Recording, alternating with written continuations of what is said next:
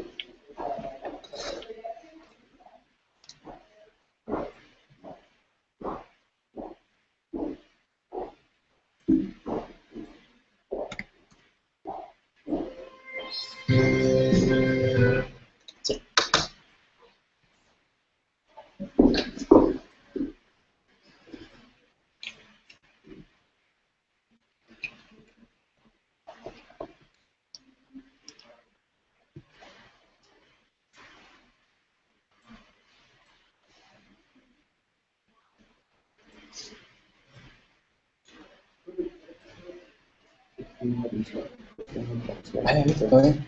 Que vaya bien.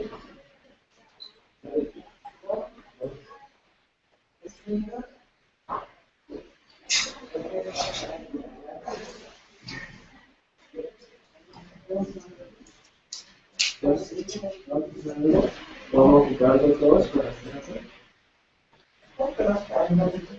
Sí. Sí, no, yo ya les pedí que porfa sean puntuales esta vez, porque a la una ya muchos se tienen que ir. Porque ellos casi siempre entran como 20 minutos tarde, no aguantan.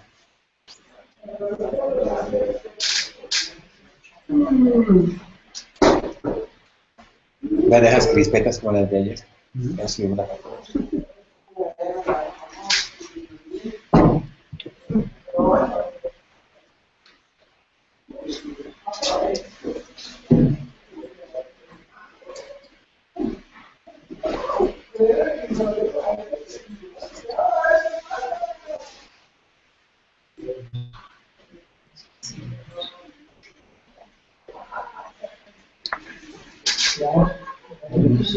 Nos vemos.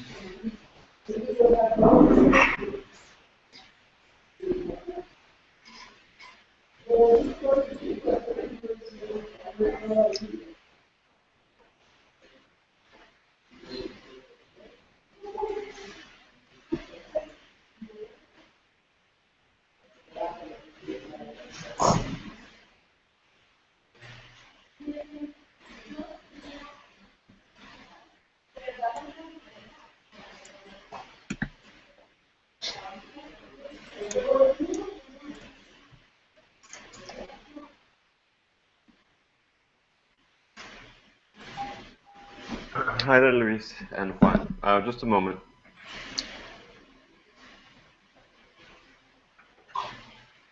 ¿Alguien habló de tú? Sí. Ah, no, que ya.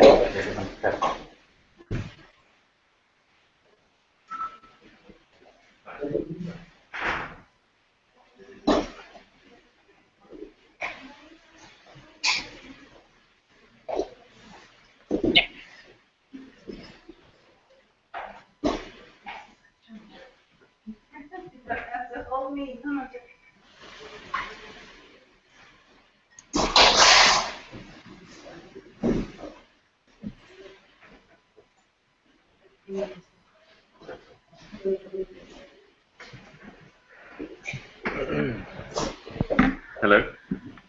Hello. Hola, Hola. Hi. hola, ¿cómo están todos? Bien, bien, ¿y ustedes? Muy bien. Llevaba unos minutos retrasada porque el tráfico estaba muy trancado aquí. Ah, no, no te preocupes. No es bueno. So, good. We're right at 10 o'clock. So, Juan, hello again. I guess, are you there with your team as well? Yeah, the team is here. Okay, wonderful. I just wanted to start out by saying that we took a look at both of the two games that you had mentioned, both Mansu and the Minion Rush. And we have some feedback that we'd like to give you on it. I'd like to start with Minion Rush first, just because it's a good game, but they do too much, in my opinion. So I don't know what your feelings are, but so they know all the things you're supposed to do. I think when Radhika and I took a look at it,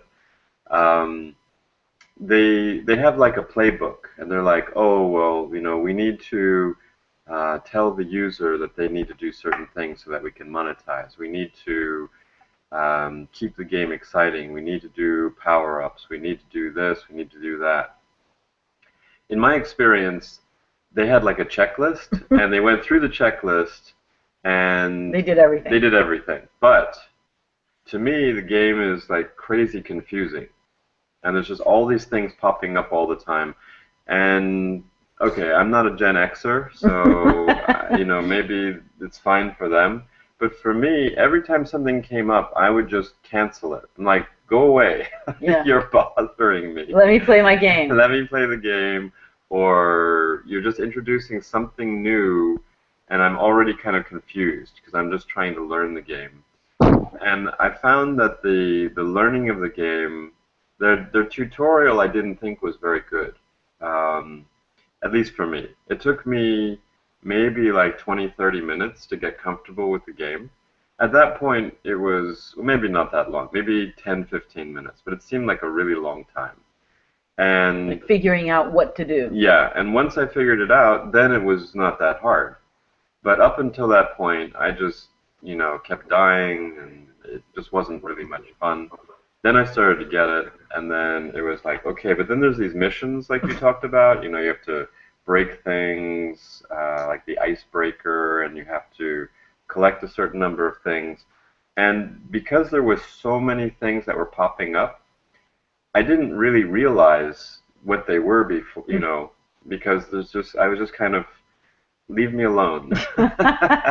And then, and I'm trying to learn the game, and they're introducing all these new things.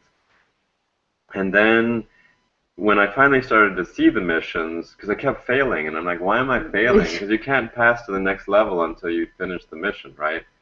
So I just found it, a bit too confusing. And I played it that one time, and I'm not really interested in playing it again. What happens is, I think, the feeling that we got was that because they've gone through this sort of virtual checklist of saying, okay, we did this, and this, we've done it all, and it's almost like they threw in too much into the game. It's a little overwhelming. Yeah. And it doesn't, I think it takes away from the game experience. Yeah. Because the game experience should be enjoyable, not this frenetic, just getting all overworked over doing what you need to do in the game. That's not the purpose of the game, right? The purpose of the game is entertainment, should be fun, should be enjoyable, and challenging, certainly, because those are always incentivizing your behavior in the game. But overall, the experience should be enjoyable, not frustrating. So I don't know I know that you were playing it a lot, and you like it a lot. Did you have that similar experience, or no? No, actually, the game, one of the reasons that the game is one of our references is because the game launched more than a year ago, like in June in 2013. Right. And it's still in the top charts. Right, sure. More than a year later, it's in the top charts, and I always enjoyed the game. Okay. At first, they didn't have the level. One thing I think why it's in the top charts is the movie's very popular, right? Yeah. So this is the thing, it's hard to know if the game is fun or, because, they do a really good job, I feel. I mean, I don't really know the movie that well, but the animation is great, Yes. graphics are awesome.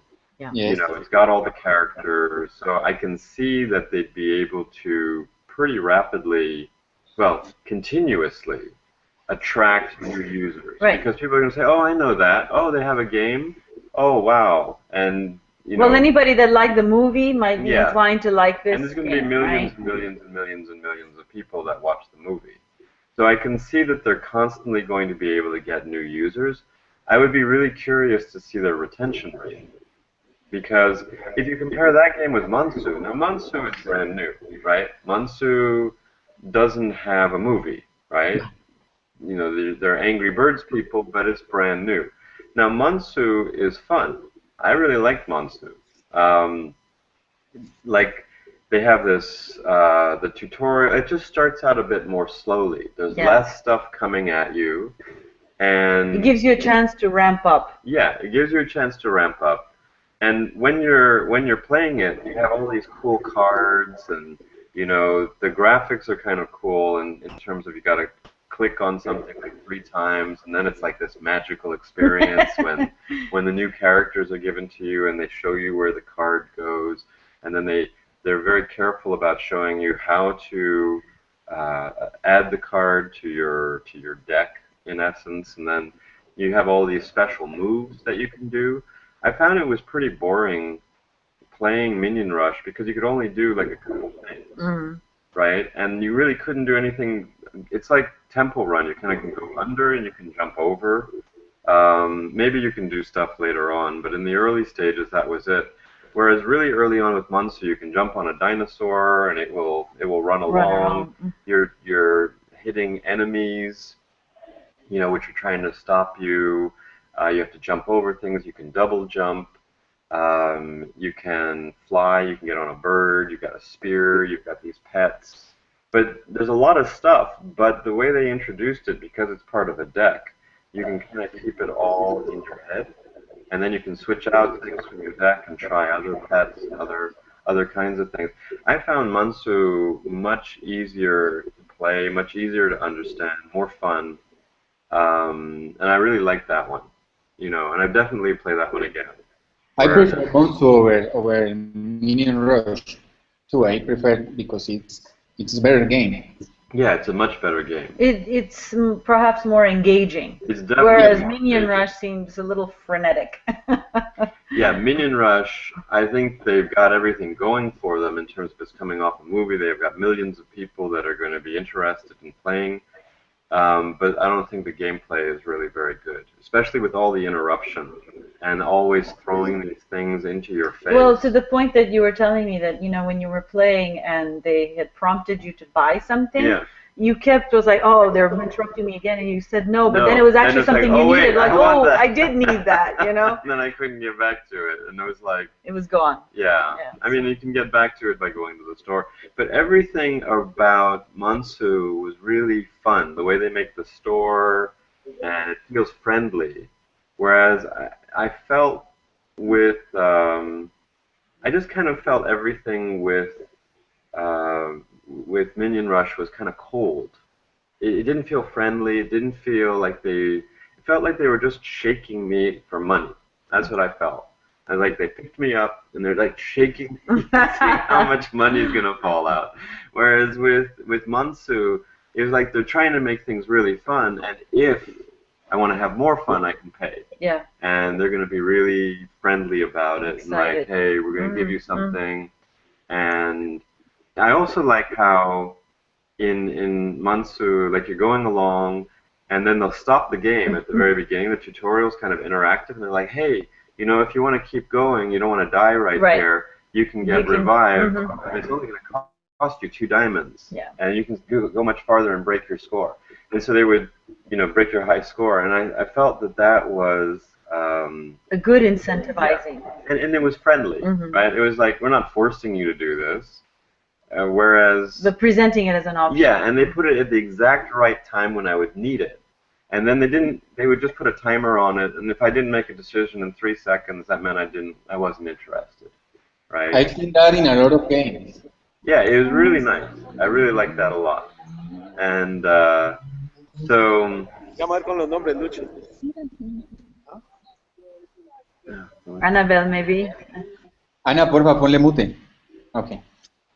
So anyway, that would be my feedback, is that both games have the right types of elements. I think they're good games to benchmark off of, but I think that the execution and the lack of originality in the gameplay in Minion Rush, and the fact that they tried to introduce these missions, but I don't think they did it in an intelligent way. They don't like stop the game. They just kind of had this little message that if you don't see it, hang on just a second. Sí. Bueno, muchachos, ellos lo que hicieron fue probar los dos juegos que nosotros les recomendamos, que fue Monsu y Minion Rush, donde hacen cosas. Pero Minion Rush, más que por el tipo de juego, es por la vigencia. Esta vaina, un año y sigue teniendo montones de usuarios y se ha ido evolucionando. Monsu porque es 2D y tiene que cartas y todo eso. Entonces dice que Minion Rush le pareció demasiado cargado de cosas, que todo el tiempo le muestran y que todo el tiempo están mostrando y pidiendo, y que al final molesta mucho a los usuarios con la parte de monetización, o sea que se vuelve intenso. Claro, es un juego de una compañía grande, una película, a ellos les interesa es sacarle la plata a la gente. Entonces dice que es lo que se sentía jugando Minion Rush, que lo estuvieran sacudiendo para sacarle plata. Y es que claro, yo no sé si ustedes lo han jugado y eso le mantiene mostrándole unos pop-ups, compra el nuevo personaje, el nuevo yo no sé qué, y se vuelve un poco cansón. A mí el juego me gusta mucho como juego, los escenarios y las animaciones y todo eso, pero él habla de que no se debe abrumar a los usuarios con tanta información al inicio. Incluso desde el tutorial dice que eran muchísimas cosas. Entonces que él no lo volvería a jugar por esa razón. Entonces digamos, como encontrar ese equilibrio entre lo que se le debe ir presentando al usuario y qué tan paulatino lo puede hacer uno. Y con Monsu, yo creo que es un juego que todos deberíamos jugar, sacar un iPad, instalarlo y irlo rotando, no sé, media hora para que cada uno lo juegue, porque ese es el mejor ejemplo de lo que nosotros queremos hacer con Mo, y él está de acuerdo, el del monstruo. Él dice que el juego arranca y te hace un tutorial sencillo, lo aprendes a jugar, no te está pidiendo dinero todo el tiempo, tiene una historia muy sencilla, es que le están robando el oro a un ogro, o que el ogro quiere robarse un oro, al fin no se sabe bien cómo es, y te van metiendo poco a poco, entonces arrancas a jugar, es un ende, entonces salta y yo no sé qué, y de repente te dan una carta, esta carta te permite hacer tal cosa, y vas jugando, y cuando encuentras nuevas cartas, te dicen, esta carta te permite hacer tal otro. No desde el comienzo te dicen lo que pueden hacer las 44 cartas que trae el juego, sino que es paulatino, y te lo van dando poco a poco. Y cuando perdés, él te dice, puedes seguir jugando si das 2 diamantes para vencer tu high score, o si no, pues no. O sea, desde el lenguaje, desde la forma como presentan todo, no te abruman y no te obligan, ni uno se siente como que yo no puedo jugar si no pago ni un peso.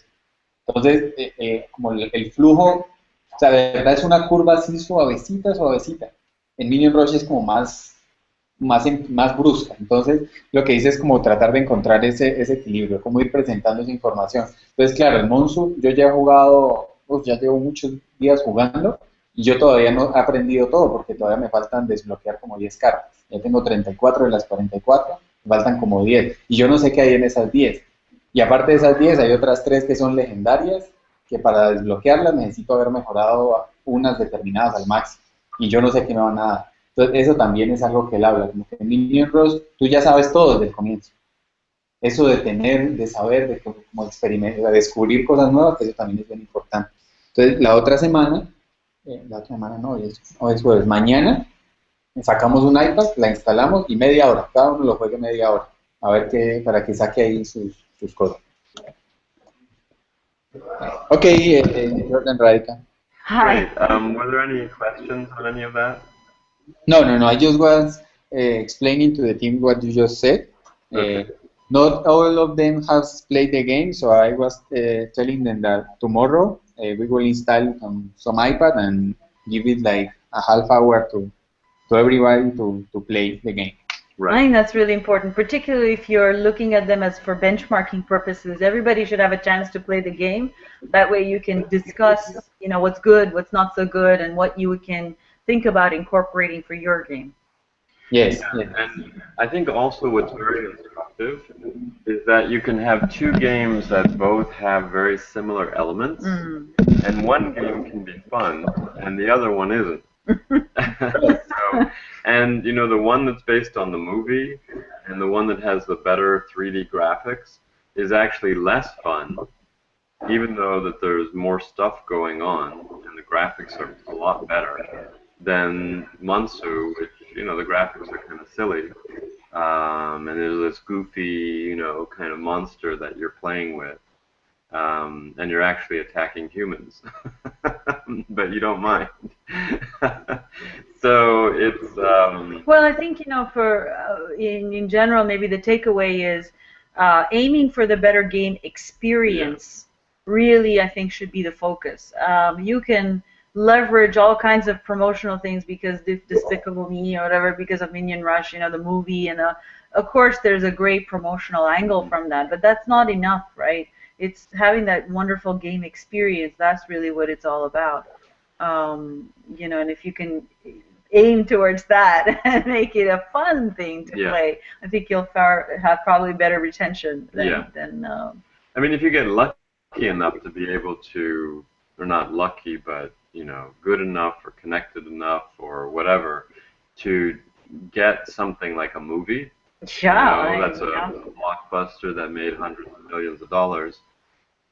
Then that gives you a ready user base. Your CPI is going to be lower, and you're going to get a lot more people. You're going to get a ready market of hundreds of thousands every day who are going to be interested. I mean, I didn't even see the movie, but I saw the trailer so many times. I already know all the characters, and I know what they're supposed to do, and I know the theme and all that. because if you have kids, you're going to go to movies where you see the trailer, even if you don't want to And see yet, it. with all of that, the mechanics of the game, it took you a while to figure out what to do, and you were crashing into things all the time. Yeah, so, and I was not very happy, and I couldn't really figure it out.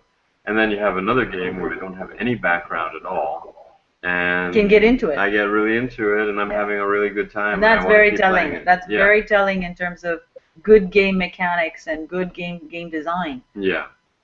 And it's also this thing about, like we talked about, it's how quickly within the level you introduce things and how you do it. And the interesting thing is in Monsu, they actually introduce more things, but they pause the game, right? They pause the game at that point in time, and they have this little Tutorial character come thing. and talk to you, and they just stop the game. Whereas, well, they're teaching you. Yeah, you know, they teach you. Right, and so that's really, I think, a very important element, because there's some things can be intuitive, and there are other things that if you go, well, maybe we should stop and explain, you know, but they make it in a fun way because it's one of the pets talking to you or whatever. Yeah, and they try to monetize, you know, Minion Rush way too fast.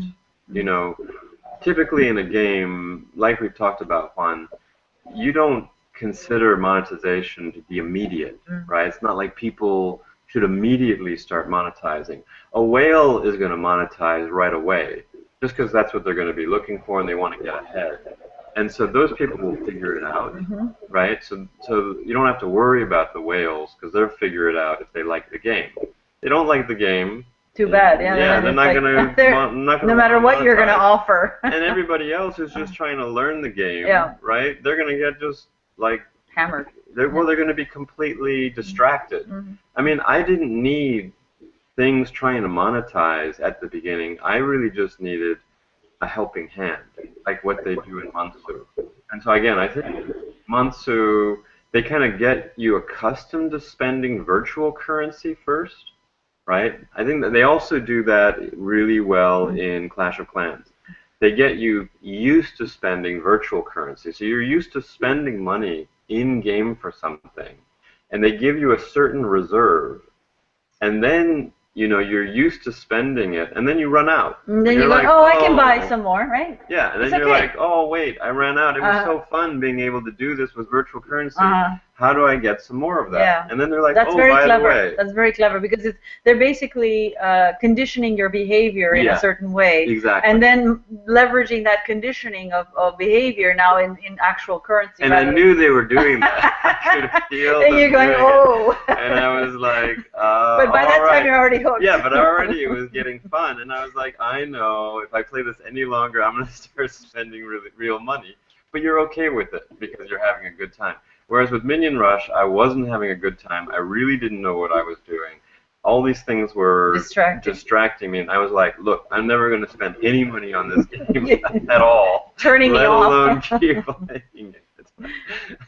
Came at a price. That's really interesting that you said about giving that currency at the very beginning of the game. Yeah. That's really. Let me talk that to the team. Yeah, that is really critical. Bueno, muchachos, ellos hablan de que uno de los errores de Minion Rush, bueno, fue intentar monetizar tan rápido. Desde el punto de vista de ellos, el error que se comete es que intentan monetizar muy rápido. Pero, ¿qué es lo que se puede hacer, por ejemplo, para un juego como el nuestro, si queremos monetizar?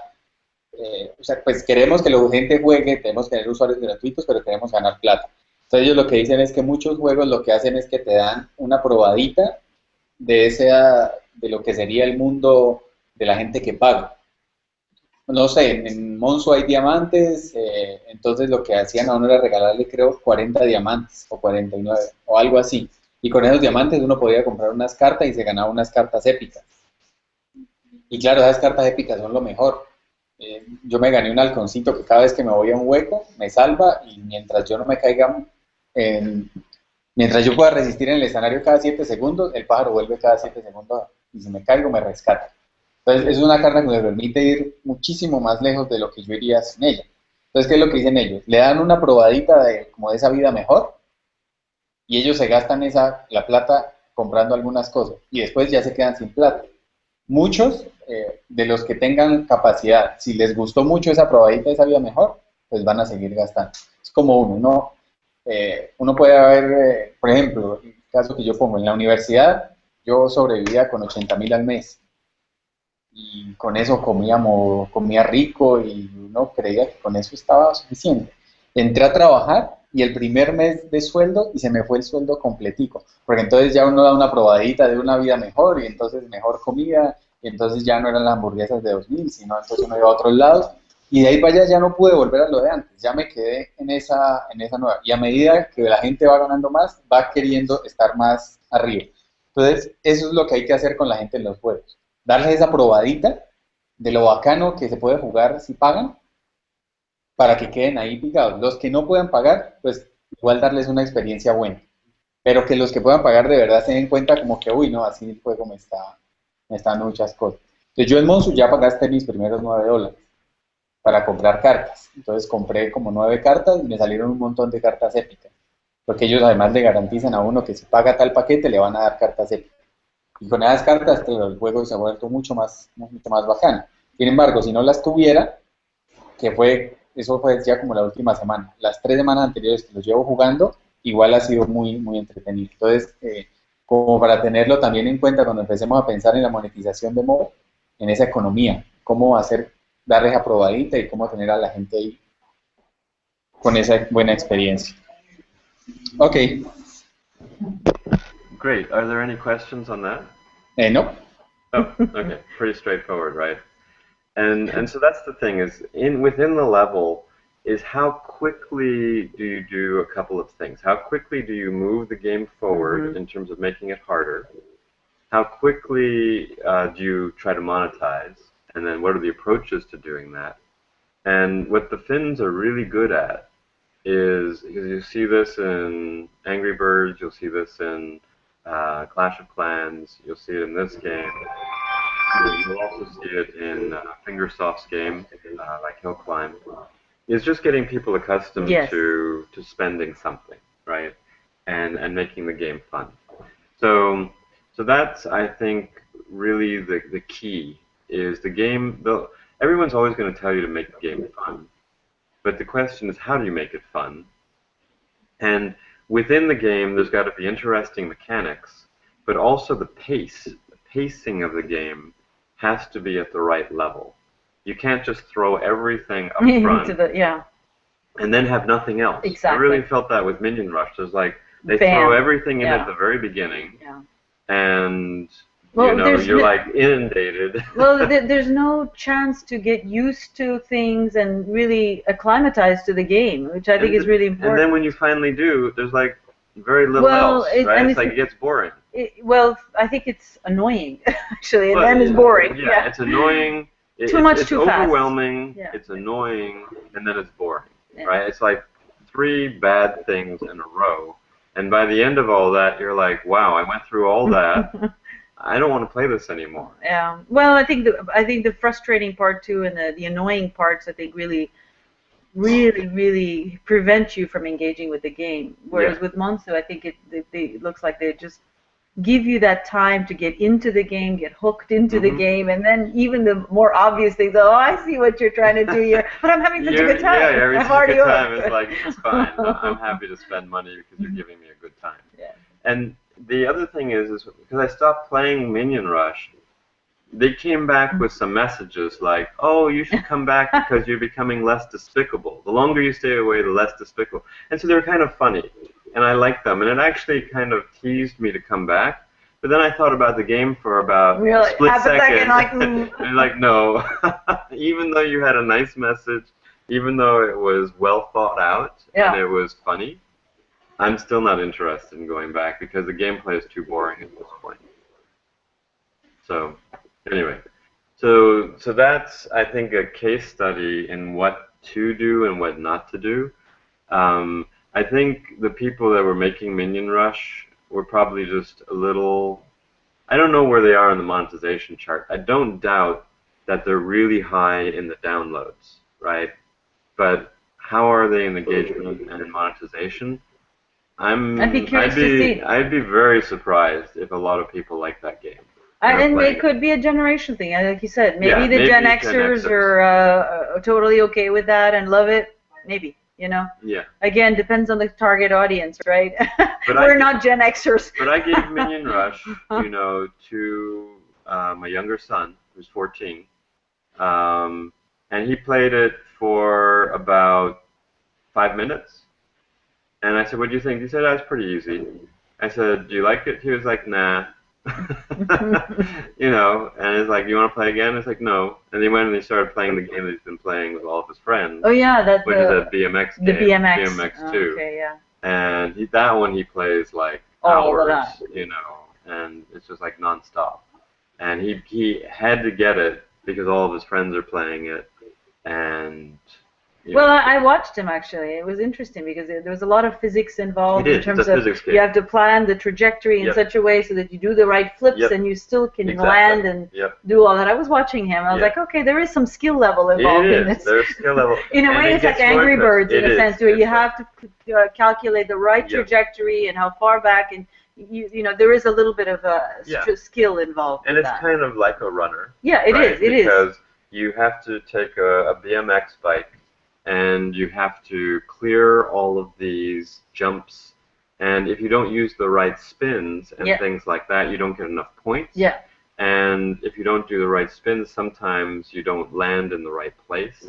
And if you don't use the right physics in terms of your speed when you launch, you can't clear a certain hill, and then you're going to crash. Wow. So there's a lot of different tricks, a lot of different moves. And then there's power-ups, and then... I thought it was very engaging. And the graphics were really nice. It was presented really well. So he is playing runners, but not... he didn't play that runner because he found it really boring. Yeah. And he picked it up faster than I did. And so, he wasn't confused like I was. But he quickly got to that boring part. He didn't necessarily go through the frustration and the annoyance and then the boring. He just went straight to boring. He's like, okay, whatever. There's nothing here. Interesting. So anyway, that's kind of the analysis on that. Okay, that was really, ¿cómo se dice? Enriquecedor. Okay. Good to know. That was really good to know. All right. Good. Well, what did you feel? What's your feeling in playing the two games? Fun. Okay. At first, Minion Rush wasn't nothing like it is now. It hasn't that levels. You can just run, and you have 3 different sceneries, once in the lab, another in a town, in a cave. Okay. And you play, and you can change.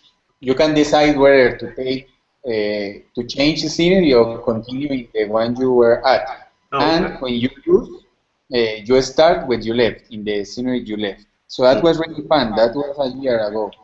I see. That sounds a lot more fun. But that's more like a typical runner. I stopped playing it because I already knew all the sceneries and they didn't came out with something new. But I played right now you can kind of go under and you can jump over, and that's about it. Was there anything else you can do? No, the scenery, the level design was the same. Oh, okay. Because in Monsu you can do so many different moves. No, in Minion Rush it's always been jump, go under something, or going left or right. Yeah. So it gets kind of boring. And now with the level system, they added some new sceneries, but I haven't played it. I see. Monsu, I like it, but Minion Rush, I get really into it last year when I first played. Now it was more interesting last year. I think they made it too complicated. Now I find interesting about the levels, how they do that, include the level thing that is more from adventure or platformers into a runner, and Monsu does the same. It has levels, and you in each level get a reward, and each 5 levels you get a card. That's really fun. But now Monsu... It's really fun because it feels kind of like Mario, right? Because it's got that. Right. They've combined a platformer with a runner, and I think Right. those are similar. I Similar. mean, a platformer and a runner is similar, and so I think Right. those two mechanics go together quite nicely. Yeah. This quest thing with, I mean, they have the quest thing as well in Monsu, but I don't know. I just found it more understandable. I mean, they're also layering the cards in as well, which is kind of fun with the pets. Right? So there's quite a lot going on in Monsu, but There's I think, something really interesting about Monzo is that there are some goals, some quests yep, that are very difficult, yeah, and it depends on your ability to choose the right cards. yeah, So it exactly. has its element of strategy, and I was talking to the team that that could be something really good for our space runner, that you can choose the right pet for the right level, so you Yep, can go further. yep. That's something really interesting we found in Monster.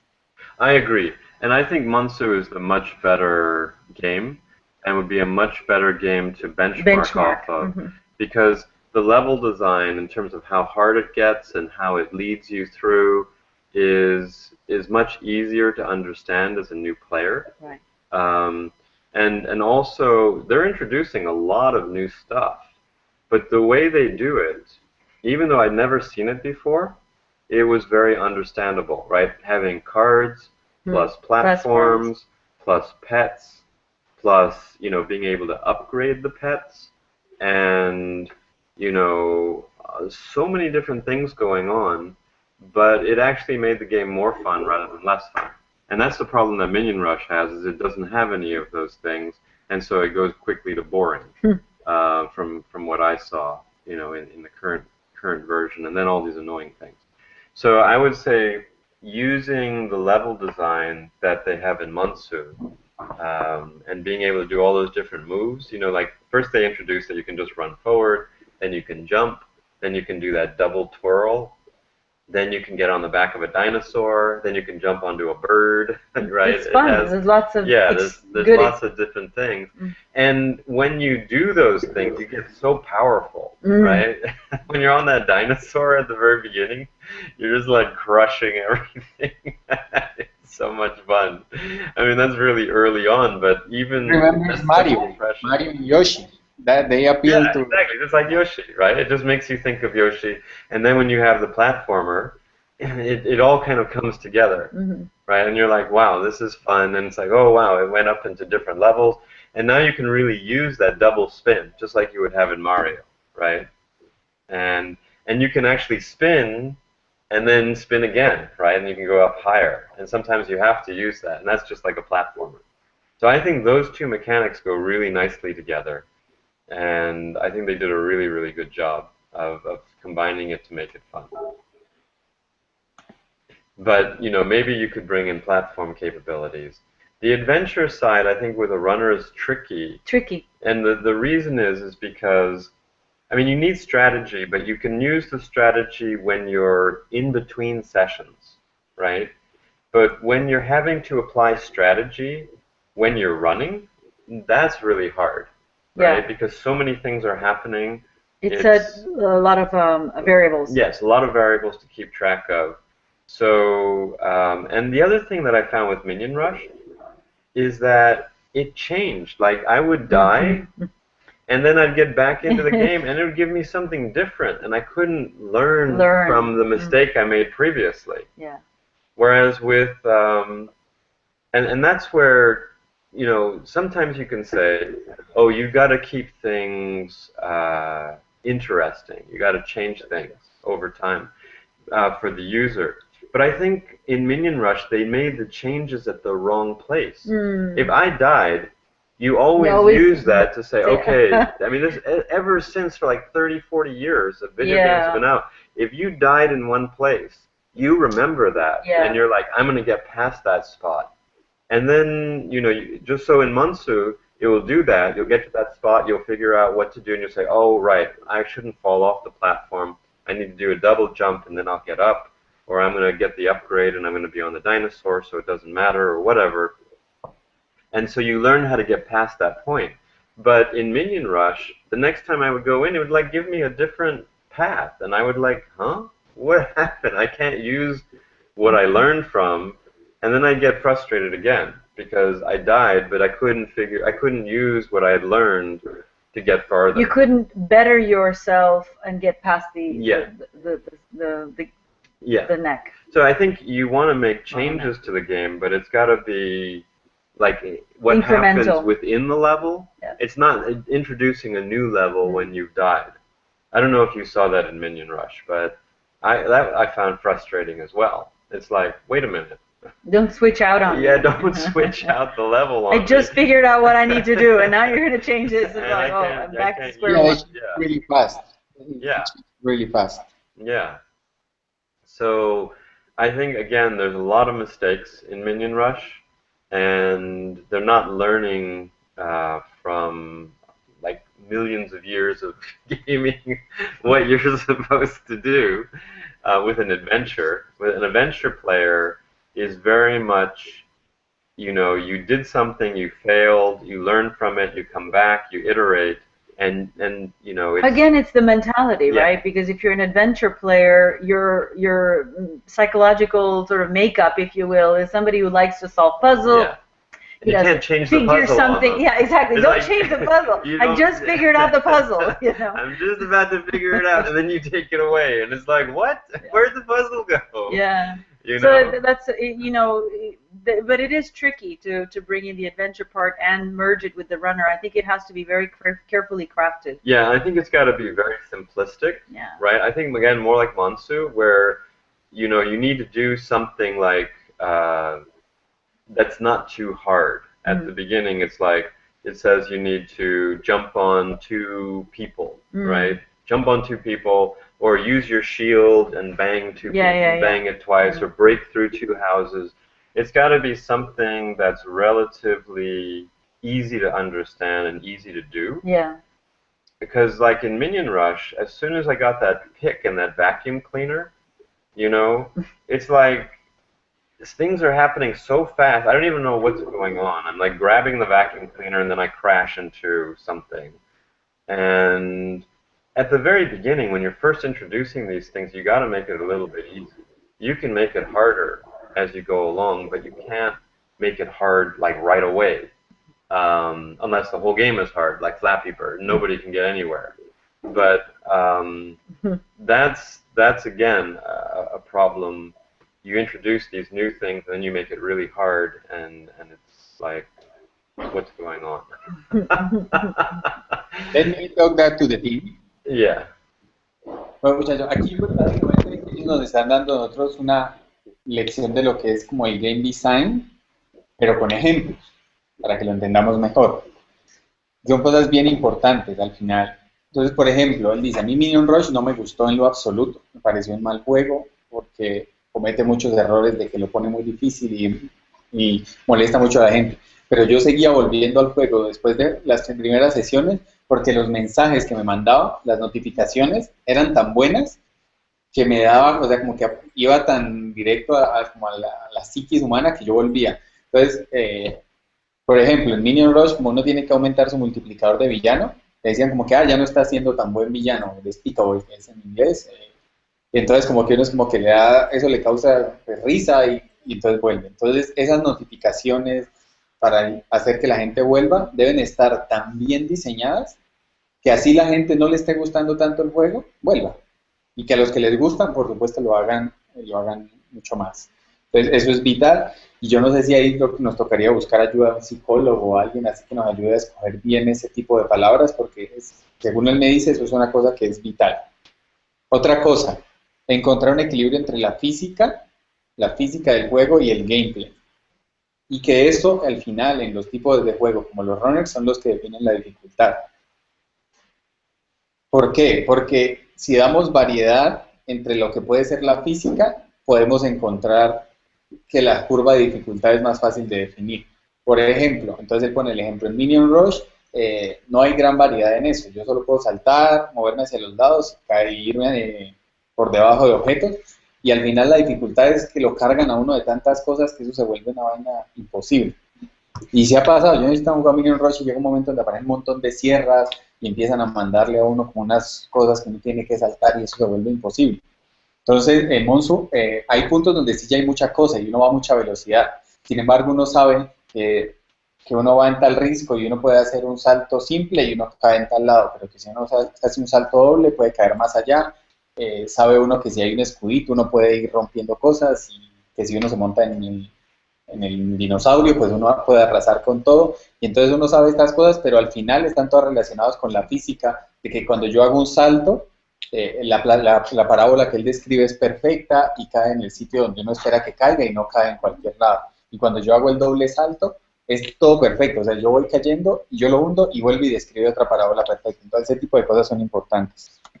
Lo de mejorar las mascotas e incluir el elemento de estrategia. O sea, que no solo sea que me dieron la mascota y yo, sino crearle un vínculo con esa mascota, un vínculo emocional o lo que sea, de utilidad, de cualquier cosa. Y que nosotros podamos llegar a un punto donde la gente diga, si uso esta mascota me puede ir mejor en este tipo de nivel, si uso esta otra me puede ir mejor, y le incluimos también ahí algo como de que no todas las experiencias de juego son iguales. ¿Se acuerdan cuando yo les decía, la idea es que no toda la gente que juegue MOBA, o sea, que si yo lo estoy jugando y lo está jugando Angie, no tengamos la misma experiencia, que ella puede ir en un planeta, yo puedo ir en otro. Eso pasa con Monsu, yo puedo tener unas tarjetas y llegar siempre más lejos de lo que está llegando, no sé, Eduardo, que es que ya lo ha jugado, porque yo hice una selección más adecuada de las tarjetas. Entonces eso es bien importante. Y lo último y cosa bien importante es hacer contar la experiencia del usuario. Si les cambiamos todo muy rápido, o sea, si nuestra forma de aumentar dificultad es que le cambiamos, o sea, le enseñamos, listo, si llega aquí y presiona arriba, usted puede esquivar un asteroide. Y después le lanzamos 3 asteroides encima que no sean capaces de esquivar. Cuando ya le enseñamos que puede esquivar, estamos haciéndolo todo mal, porque no estamos haciendo contar la experiencia. Entonces, que la experiencia, que lo que ellos han ido aprendiendo a medida que van jugando sirva para que cuando pierdan y vuelvan a jugar, pues puedan superarlo. Entonces, dicen ellos, y pone el ejemplo de Minion Rush, yo iba jugando y empecé y fácil. Y de repente me aumentaron muchísimo la dificultad y me ponían unas sierras, me mandaban unos dummies y me mandaban un montón de cosas y yo es como que, pero acabo de aprender a pasar por debajo de algo, ¿cómo voy a hacer para superar todo esto? En cambio en Monzo no le enseñan como que salte del tutorial, en el tutorial uno nunca muere, o sea, el muñequito cae y uno puede seguir jugando. Entonces le enseñan a uno como que si salta así puede llegar tan lejos, si salta doble puede llegar más allá, montado en esto puede superar esto, montado en esto no. Y así, esa experiencia cuando uno la va jugando y cuando uno pierde en un punto, uno dice, ah, bueno, en este punto ya sé cómo superarlo, cuando vuelva a llegar lo supero y no me cambian totalmente todo. Es importantísimo. Creo que me he dado cuenta que hacer juegos es una vaina complicadísimo. Mucha vaina a tener en cuenta. Mucha vaina. Ok, Jordan Radica. Okay, great. Any questions on any of that? ¿Voy a preguntar? ¿No? No questions. Okay. Yeah. So, I think, like we had talked about, we've touched on a few things. We've talked about the platformer and the runner being closer, right, together than an adventure game. Having some adventure things is probably okay, but keeping it simple. And when you first introduce them, Yeah. stopping the game and just saying, hey guys, here's what's going on, and making it very clear what people are supposed to do. I think they do that very well in Monsu. So those would be... But in an engaging way. In an engaging way, right. It makes sense to the way they're doing it. Yeah. So I think, that's probably... It would be very good for the team to play with both of those, because you can kind of see the wrong way to do it, and then you can also see the right way to do it. If we look at then engagement, right? Once you're engaged and you're happy, you're going to get retained, and once you're retained and engaged, then you're going to monetize. I haven't gotten into monetization because I just haven't played it long enough for Monsu. How did you? I looked at the store. The store looked fun. I think that's the other thing is it's sort of a fun feel to everything they do. It's kind of playful. It's a very playful feel. I just, for whatever reason, there was some playful elements um, in the Minion Rush, but I didn't find it like personalized to me. I found it more like a movie, like something I'm supposed to watch, but not something I'm supposed to engage with. Whereas I felt it was much more engaging in Mansu. It wasn't something I was watching; it was something I was interacting with. What did you find, Juan? Did you do any of the monetization things in Mansu? Yes, I already paid my first $9 in Yeah, months. okay. Yes. And what did you get? You got some more diamonds? Yes, I paid for diamonds, but you can pay Yeah. for lives. You have 5 lives, and when you run out of them, you have to wait. I think it's like half an hour. Oh, you do? Okay. You can pay to refill that lives, and or you can pay to get like 200 lives and play what you can. Wow, they're actually making you pay for lives. That's kind of interesting. That's not. They don't limit to refill your lives, but you can buy a lot and you can spend them. They monetize. You can buy diamonds, Uh-huh. and with that diamonds you can buy gold. Hmm. Uh, Right. the gold helps you to improve the cards Yeah, and you can upgrade all your cards with the gold to add piece. some customization like hats or some suits and stuff like that. And Yeah. with the diamonds, you can buy cards. I buy the diamonds because I want to have the complete collection of cards. Right. They Well, have they like, allow you with 1,000 gold pieces to be able to take a chance to get like a rare card, right? but it's very few chances. So when I Mhm. pay 49 diamonds to get 3 cards, they say we guarantee that well, at least one is going to be epic, one is Mm. going Oh, to be it's Okay. It's sort of like Pokemon. You know, they have those 3 card things, or you can get those sets and they'll promise you that they guarantee you that there's a special card in there. So yes, that's a lot like Pokemon. yes. Or Yu-Gi-Oh! Yu-Gi-Oh! Is the other yeah, I one. remember Yu-Gi-Oh. And my motivation to pay was because I want to get the full The full pack. deck. Yes. Yeah, it's a good motivator because they introduce you to the cards and then they show you the whole card landscape And you're with like, them where you're, upside down.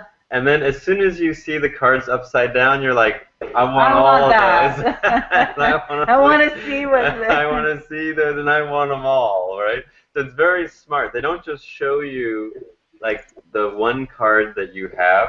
They show you What's the missing. whole card landscape. Say, look what you have And they to. put the dinosaur all the way at the far end. And then they flip it over, and it's like, wow, I want all of that. So they do a really good job in making you desire things, right? And just Right. want to get it. In Minion Rush, they just like, oh, you can get this costume and you'll do better, and it's like, go away. I don't even know what's going Well, on. again, it's an annoying way of doing it. Yeah. There's a better way of doing it. But- They don't have it. But like so. when you purchased the diamonds, you really wanted it, right?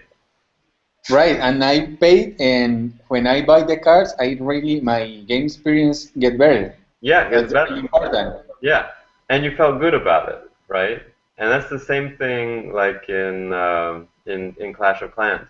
Every time I spent money in Clash of Clans, I got a real difference, and I felt really good about spending the money. I never thought that I would spend money and it wouldn't be worth it. Like I'd be wasting my money.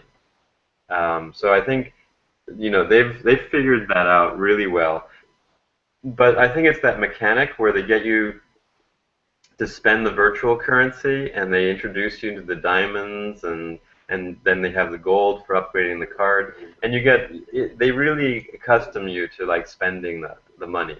And so, you know, buying more to spend what you're already doing is really easy.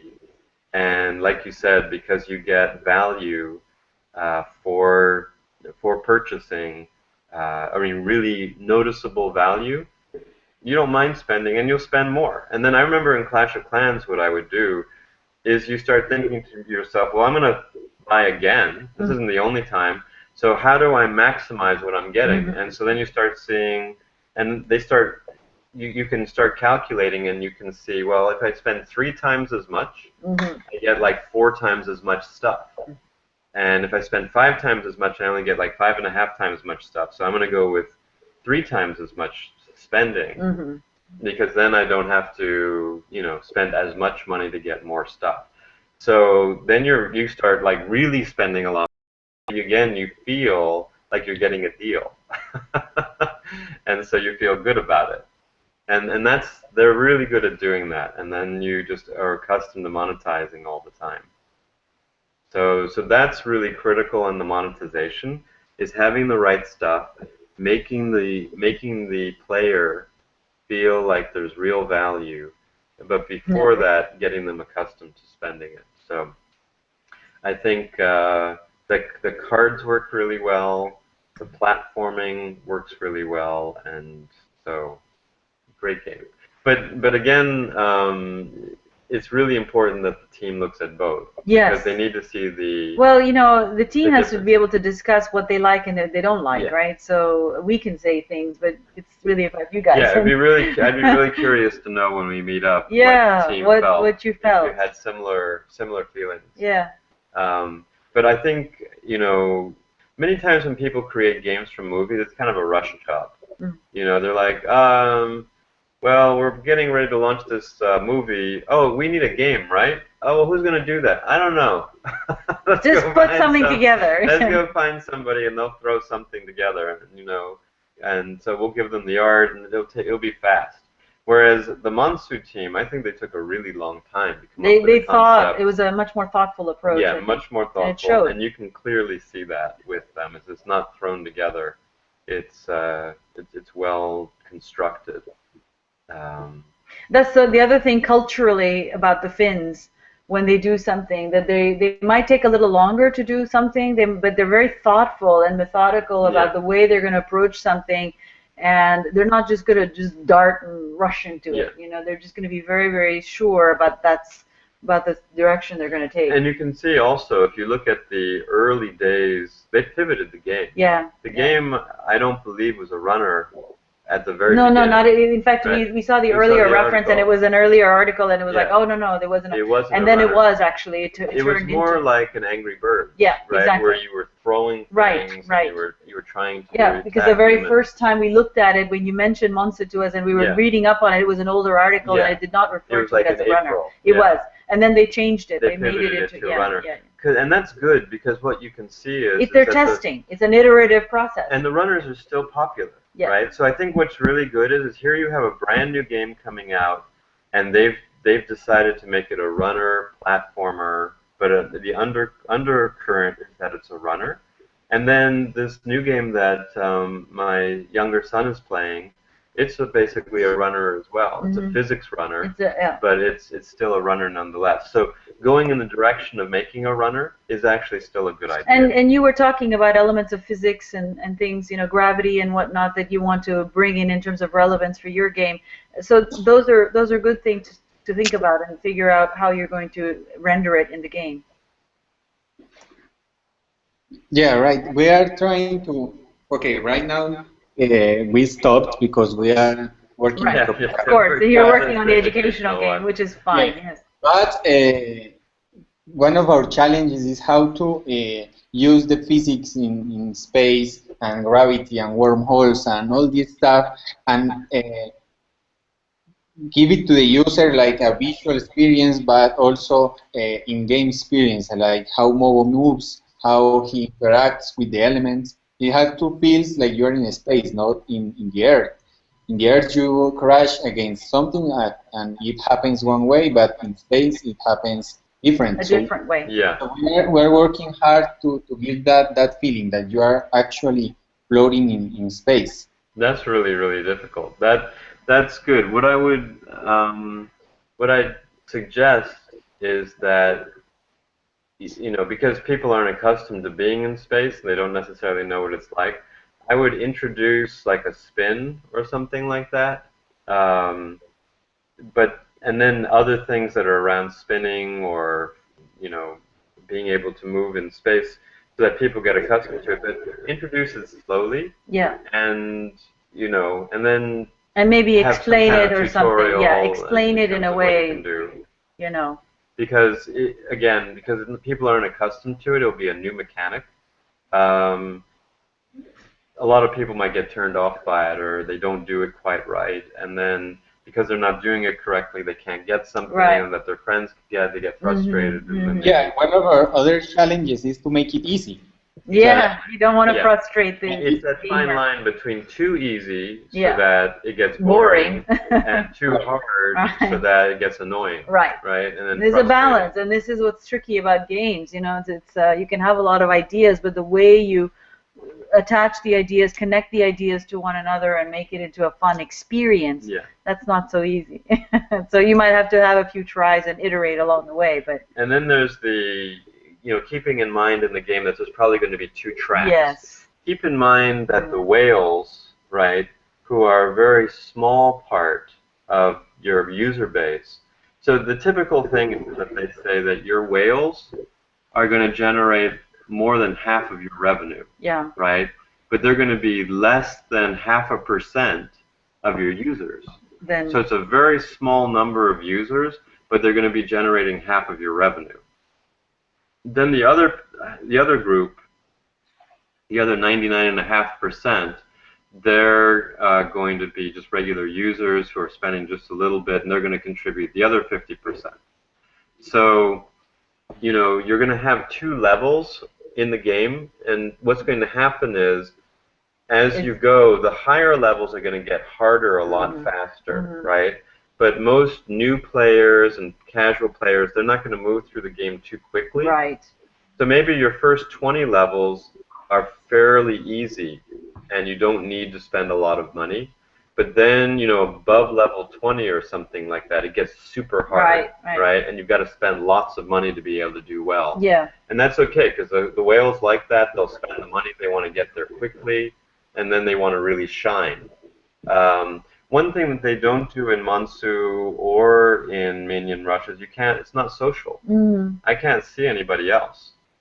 I don't know. In Monsu, they have Facebook. You can connect to Well, you Facebook. can post, right? But there's nothing in Nothing game in where I game. can see who the best player is. I think No, just a leaderboard. they have a leaderboard. Yes, in Monsu they have, but it's about just your friends on Facebook. You can, if you don't. Yeah. Okay, So I so didn't connect it's- with any friends on Right. Facebook. Well, we're See, what's better, I think, I mean, maybe they tested this out, but what I really liked in Clash of Clans is you could just see the worldwide leader, Yes, the whole we are world. going to do that with our Space Runner. That's much more interesting. We understand that when the user is playing and doesn't see everybody else, he feels like so lonely. Nobody's playing. Yeah, you're lonely. It's Like isolated. all by yourself, Mhm. right? Mhm. Yes, And we don't I have think that. with Minion Rush, even if it was boring like that, if I could see who else was playing, that incentivizes you. It's like, wow, that guy got to level 5,432 with 20 million points. I want to do that too, right? At least that's something, right? But I mean, it's just you just like don't see anything, or maybe it's there, but it was just not clear how to get there, right?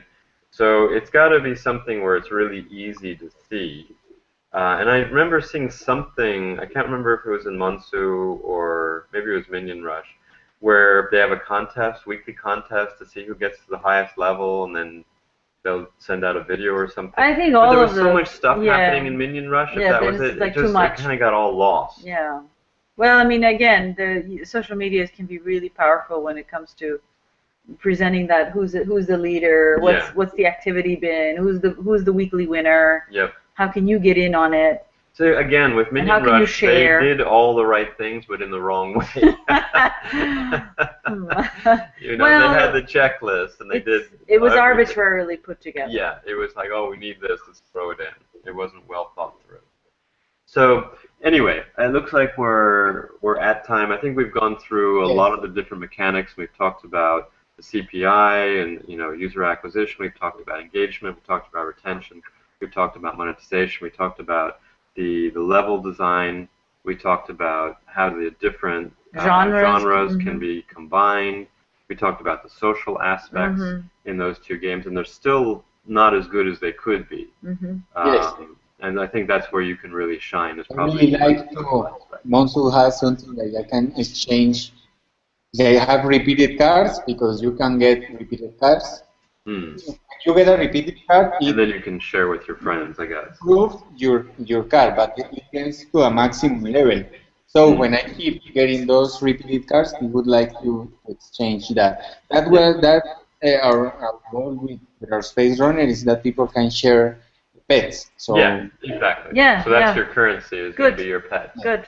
And you can get the same pet. Mhm. And that's, again, the same in Pokemon, right? You'd buy all these cards. Right, and but then you get duplicates. doubles or whatever. Now you Yeah. can barter it for Yeah, something else. something else. And then maybe one pet that is more valuable than the other pet or whatever, well then it's equivalent to two of the other ones or three of the other ones because it's a rare It's a kind rare of pet, one, you right? know. And So then you get those special. and that's interesting. Then there's a Yeah. whole trading game Yeah, aspect and that's to really it, which is kind of really fun. too. Yeah. And so those kinds of genres probably go together better Hmm. than the more adventure side. I think the adventure side is too thoughtful. And again, you know, using, as we mentioned before, really using A/B testing as a way to try out which of these combinations could be a winning combination. Because, you know, you can talk about it in theory and say, well, that's fun, and I wonder if we put it together, would it be also collectively fun? And it's like, And this is where A/B testing can come in really very useful to figure out what the user, the community thinks about how you're combining things together, and which is much more favorable in the community than the other. So that's Is it like peanut butter and chocolate? Does that go well together, or is it like yogurt and ketchup? They're both individually good, but not so much together. Exactly. That's a good point. All right. Well, I guess that's our time for the day, and I guess Yeah. that's sort of our last session. Yeah. So it's been really It's been enjoyable, fun. and we're looking Yeah, forward to that's- seeing you. We're looking forward to 10 meeting days. the whole team next week. Yeah. Yes. Okay. Or in 10 about days. 10 days. About 10 days. looking forward to have you Yeah. here. Yeah, we're gonna love being down in Popeye. Yeah. It'll be good to meet you all in person. It's really great. Okay. We're Well, really grateful. I think we'll see when you're here.